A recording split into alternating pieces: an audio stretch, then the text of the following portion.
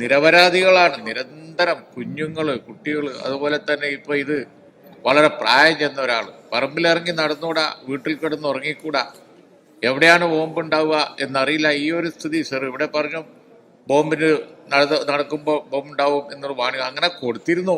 അവിടെ സൂക്ഷിക്കണം എന്നുള്ളത് ജില്ലാധികൃതർ. നമസ്കാരം. കണ്ണൂരിലെ ബോംബ് സ്ഫോടന വിഷയത്തിൽ പ്രതിപക്ഷത്തിന്റെ അടിയന്തര പ്രമേയത്തിന് അനുമതി നിഷേധിച്ചതോടെ പ്രതിപക്ഷ നേതാവ് വി.ഡി. സതീശൻ സഭയിൽ നിന്നും വാക്കൌട്ട് പ്രസംഗം നടത്തി ഇറങ്ങി.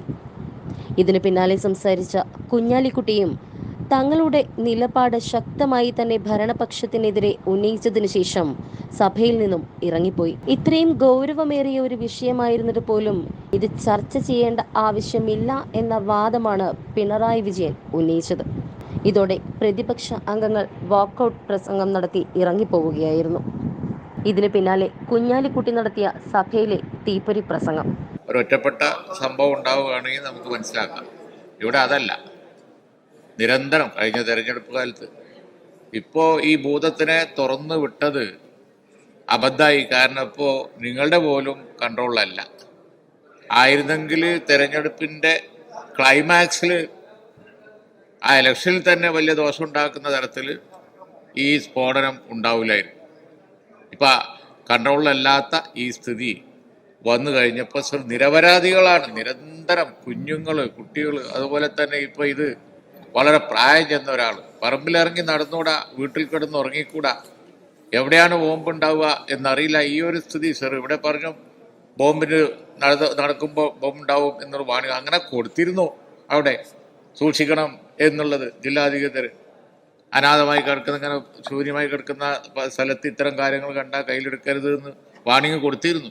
അപ്പം ഇതൊരു വാർത്ത പോലും അല്ലാതായി കേൾക്കുന്നവർക്ക്. സർ അതുകൊണ്ട് ഗവൺമെൻറ്റാണ് ചിന്തിക്കേണ്ടത്. സർ ഇവിടെ ഒരു ശരിയായ വിശദീകരണം വരാത്തത് ഇവരെന്തിനു ഹോണർ ചെയ്യുന്നു എന്നുള്ളതിനാണ്.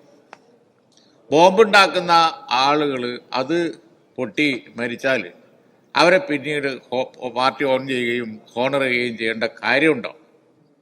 സർ അതാണ്. അത് നിർത്തി ഇതിനെതിരായി പൊളിറ്റിക്കലായിട്ടും അതുപോലെ തന്നെ നിയമപരമായിട്ടും ഇച്ഛാശക്തിയോടുകൂടി നടപടിയെടുക്കാൻ ഗവൺമെൻറ് തയ്യാറാവണം. ആ ഇച്ഛാശക്തിയോടുകൂടി നടപടിയെടുക്കാൻ തയ്യാറാവാത്തതാണ് പിന്നെയും ഉത്തരവാദിത്തപ്പെട്ട വലിയ നേതാക്കന്മാർ തന്നെ പോയി അവരെ ഹോണർ ചെയ്യുക എന്ന് പറഞ്ഞാൽ പിന്നെ നിൽക്കുമോ? അതിനൊരു പ്രോപ്പർ വിശദീകരണം വരാത്തതുകൊണ്ടാണ് ഇപ്പുറത്തുനിന്ന് ആരോപണങ്ങൾ പിന്നെയും വരുന്നത്. സർ അതുകൊണ്ട് തന്നെ ഈ ഒരു വിഷയം എന്ന് പറയുന്നത് നിരന്തരം ഉണ്ടാകുന്ന ഇത്തരം വിഷയങ്ങൾ കേരളത്തിന് തന്നെ അപമാനകരമാണ്, സമൂഹത്തിന് അപമാനകരമാണ്. സഭ നിർത്തിവെച്ച് ചർച്ച ചെയ്യേണ്ട കാര്യമാണ്. അതിൽ ചെയ്യാതെ ഞാനും എൻ്റെ പാർട്ടി